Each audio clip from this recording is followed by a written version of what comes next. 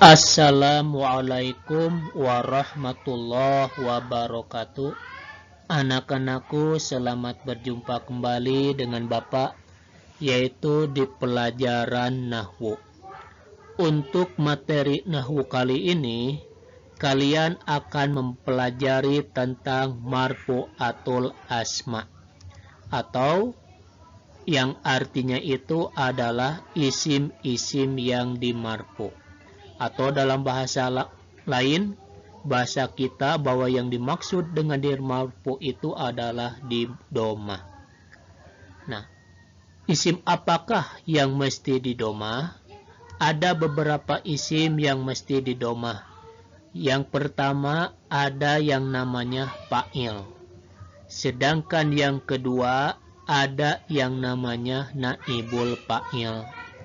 Dan yang ketiga ada yang namanya mubtada wa khobar. Dan yang keempat ada yang namanya isim kana. Serta yang kelima ada yang namanya khobar ina. Bahkan menurut para ulama yang lain ada juga isim yang dimarfu, yaitu golongan tawabi.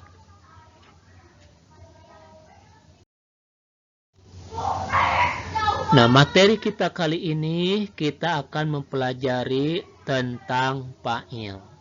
Di sini yang harus kalian ingat bahwa di dalam bahasa Arab itu ada yang namanya fi'il, ada yang namanya fa'il.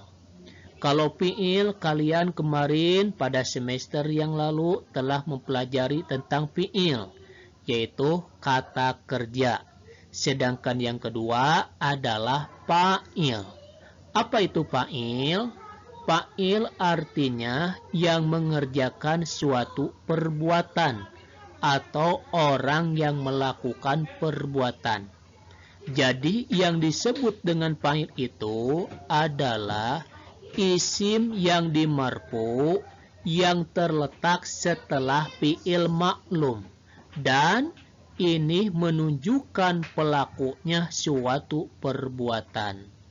Kita ambil contoh, misalkan kotopa aliyun zahrota.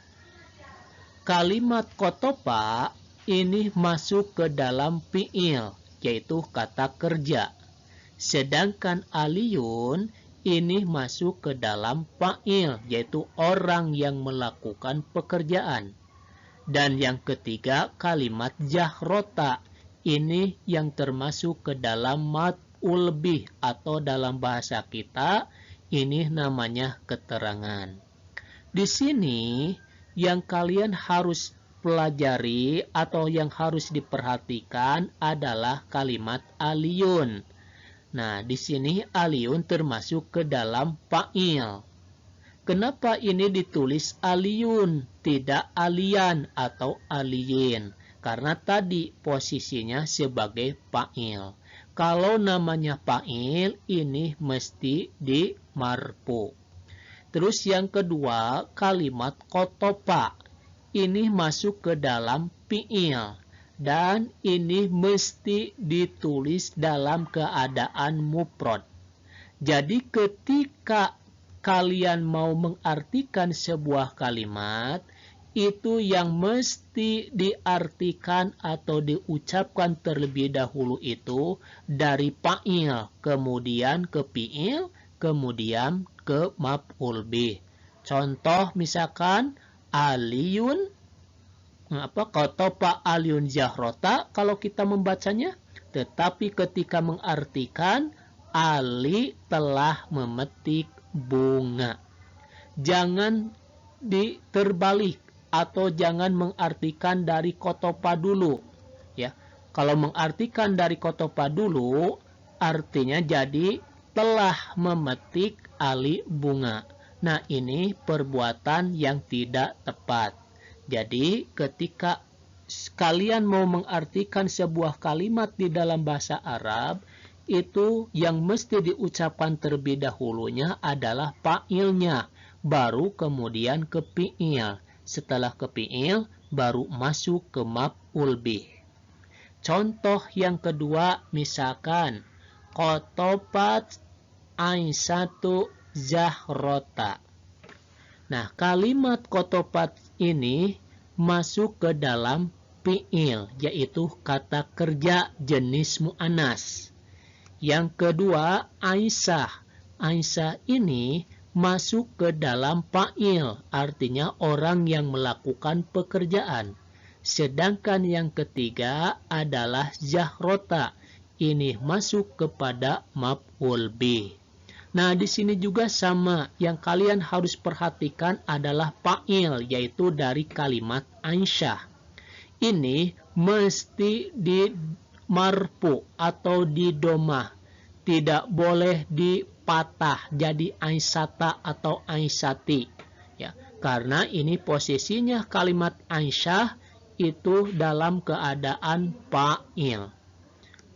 Nah, begitu juga kalimat kotopat. Ini merupakan fi'il jenis mu'annas. Kenapa Pak kalau tadi mah menggunakan kotopa, kalau sekarang menggunakan kotopat? Untuk fi'il itu harus disesuaikan jenisnya.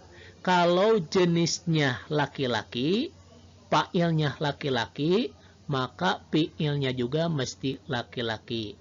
Kalau fa'ilnya jenisnya perempuan, maka fi'ilnya juga harus berjenis perempuan. Lihat kalimat aliyun. Itu ali itu jenisnya laki-laki. Maka fi'il yang digunakan atau yang dipakai mesti berjenis laki-laki, yaitu mufrad. Ya, mufrad muzakkar. Sedangkan kalimat Aisyah itu jenisnya perempuan. Maka fi'il yang mesti dipakai yaitu fi'il jenis perempuan, mufrad mu'annas, yaitu dari kalimat kotopat. Nah, begitu juga cara mengartikannya. Cara mengartikannya itu sama seperti tadi, yaitu dari fa'il dulu, baru masuk ke fi'il, baru ke maf'ul bih. Jadi, cara mengartikannya, Aisyah telah memetik bunga. Jangan terbalik, jangan dari fi'il dulu baru ke fa'il terus ke maf'ul bih. Misalkan telah memetik Aisyah bunga. Ini jawaban yang kurang tepat. Nah, di sini juga kalian lihat kalimat Zahrota. Ini merupakan maf'ul bih. Maf'ul bih ini tidak boleh di domah, tidak boleh di kasroh, tapi harus dipatah atau dimansub namanya itu. Jadi Zahrota, tidak boleh Zahroti atau Zahrotu, karena posisinya sebagai maf'ul bih. Contoh yang kedua, yaitu apabila kalimat fi'ilnya ini menunjukkan kepada musanna atau jama'. Contoh misalkan kalimat kotopa Zahrota. Kalimat kotopa ini masuk ke dalam fi'il. Sedangkan kalimat Zahrota ini masuk ke dalam maf'ul bih. Pak, mana fa'ilnya? Di sini fa'il tidak dicantumkan. Tidak ada. Kenapa? Karena kalimat fi'il atau kata kerjanya ini menunjukkan kepada kalimat musanna atau menunjukkan kepada dua orang. Nah, ketika mengartikan ini mulai dari fi'il dulu, yaitu dia dua orang laki-laki telah memetik bunga. Begitu juga kalimat yang menggunakan jama', yang menunjukkan banyak orang.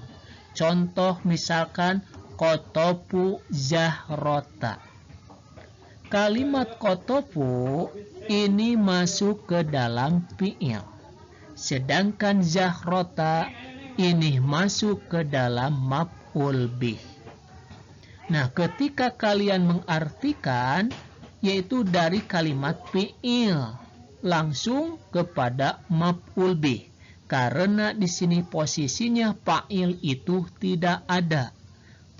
Yaitu dari kalimat kotopu zahrota yang artinya mereka laki-laki telah memetik bunga. Atau contoh yang lain, misalkan kotofata zahrota. Kalimat kotofata zahrota atau kalimat kotofata ini masuk ke dalam fi'il. Sedangkan zahrota ini masuk ke dalam maf'ul bih. Nah, ini kalimat yang menunjukkan jenis mu'anas. Kalau tadi kotofa itu jenisnya mujakar untuk laki-laki. Kalau sekarang kalimat kotofata jenisnya untuk perempuan. Jadi ketika mengartikan juga sama, yaitu mulai dari fi'il, tidak dari fa'il, karena fa'ilnya itu tidak ada di sini. Karena kalimat fi'il ini menunjukkannya kepada dua orang. Jadi artinya dia dua orang perempuan telah memetik bunga. Begitu juga contoh kalimat jama yang menunjukkan kepada banyak perempuan. Misalkan kotobna zahrota. Kalimat kotobna ini masuk ke dalam fi'il. Sedangkan kalimat zahrota ini masuk ke dalam maf'ul bih. Ketika kalian mengartikan juga mulai dari kalimat kotobna atau dari fi'il yang artinya mereka perempuan telah memetik bunga. Nah, di sini kalian perhatikan juga sekali lagi kalimat kotofa atau kotofata. Ini yang mesti diperhatikan. Kalau kalimat kotofa tadi fungsinya untuk menunjukkan kepada dua orang laki-laki. Sedangkan kalimat kotofata ini untuk menunjukkan kepada dua orang perempuan. Begitu juga kalimat kotofu. Kalau kalimat kotofu ini menunjukkan kepada banyak orang atau lebih dari 3 orang yang berjenis laki-laki. Sedangkan yang kotobna ini menunjukkan kepada banyak orang yang berjenis perempuan. Contoh yang ketiga, ini merupakan fa'il yang kondisinya dalam keadaan mufrad atau dalam keadaan musanna atau dalam keadaan jamak. Kalau pada contoh nomor 2 itu fi'ilnya yang dalam keadaan musanna atau jamak.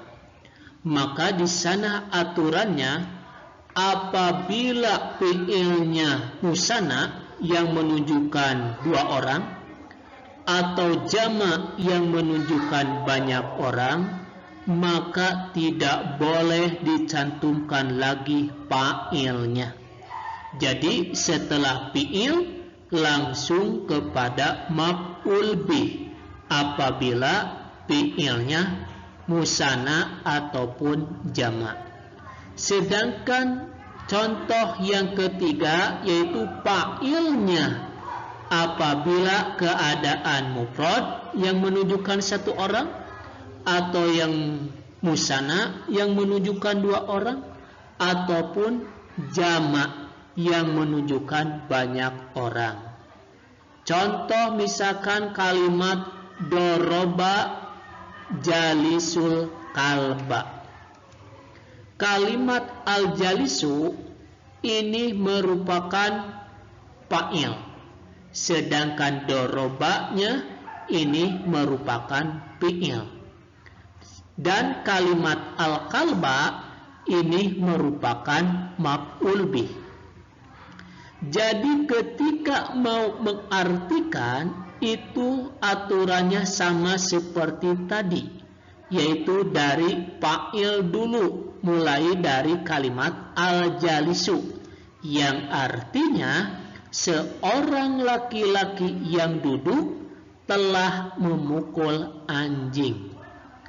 Contoh yang kedua, doroba jalisanil kalba. Kalimat al-jalisani ini merupakan fa'il yang menunjukkan kepada musanna, dua orang.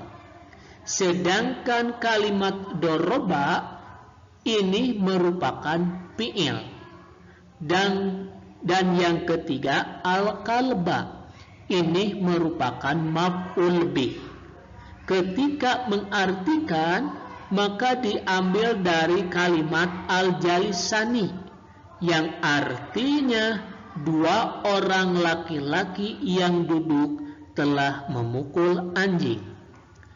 Contoh yang ketiga, misalkan doroba jalisunal kalba. Kalimat al-jalisuna ini merupakan fa'il yang menunjukkan kepada jamak atau banyak orang. Sedangkan doroba ini merupakan fi'il. Dan yang ketiga, al-kalba ini merupakan maf'ul bih. Jadi ketika mengartikan itu diambil dari kalimat al-jalisuna yang artinya adalah mereka laki-laki yang duduk telah memukul anjing. Nah, ini merupakan contoh-contoh dalam jenis muzakkar atau jenis yang menunjukkan kepada laki-laki. Sekarang contoh yang menunjukkan kepada jenis perempuan. Misalkan yang pertama, dorobat jalisatul kalba. Kalimat al-jalisatu ini merupakan mufrad yang menunjukkan jenis kepada satu perempuan. Yang kedua, sedangkan dorobat ini merupakan fi'ilnya. Jadi kalau mengartikan sama, diawali dari kalimat fa'il, yaitu dari jalisatu yang artinya seorang perempuan yang duduk telah memukul anjing. Contoh yang kedua, dorobat jalisatanil kalba. Kalimat al-jalisatani ini merupakan fa'il yang menunjukkan kepada dua orang atau musanna. Sedangkan dorobatnya ini merupakan fi'ilnya. Dan al-kalba ini merupakan maf'ul bihnya. Ketika mengartikan diawali dari fa'il, yaitu berbentuk kalimat al-jalisatani yang artinya dua orang perempuan yang duduk telah memukul anjing. Dan yang ketiga adalah dorobat jalisatul kalba. Kalimat al-jalisatu ini merupakan fa'il yang menunjukkan kepada banyak orang atau jamak mu'annas salim. Sedangkan dorobatnya ini menunjukkan fi'il. Jadi ketika mengartikan diawali dari kalimat al-jalisatu yang artinya mereka perempuan yang duduk telah memukul anjing. Nah, inilah contoh dalam jenis bentuk mu'annas. Di sini yang harus kalian perhatikan adalah fa'il. Lihat contoh dalam jenis laki-laki. Fa'il dari bentuk al-jalisu ini merupakan fa'il. Al-jalisani ini juga fa'il. Al-jalisuna ini juga fa'il. Dari bentuk yang mufrad al-jalisu itu ditulis pakai rofa atau domah. Al-jalisu. Tidak boleh al-jalisa atau al-jalisi karena ini merupakan fa'il. Sedangkan yang musanna al-jalisani. Kenapa ini tidak ditulis al-jalisanu atau al-jalisana? Karena ini merupakan fa'il dan ciri untuk penulisan ropanya itu yaitu dengan ada huruf alif dan nun di belakang kalimat. Ada alif dan nun. Maka itu adalah cirinya ropa musanna. Sedangkan kalimat al-jalisuna ini fa'il dalam bentuk jamak. Kenapa ini enggak dibaca al-jalisunu atau al-jalisuni? Ya, karena ciri kefa'ilan atau ciri ropa di dalam kalimat jamak yaitu waw dan nun. Jadi al-jalisuna tidak boleh al-jalisunu.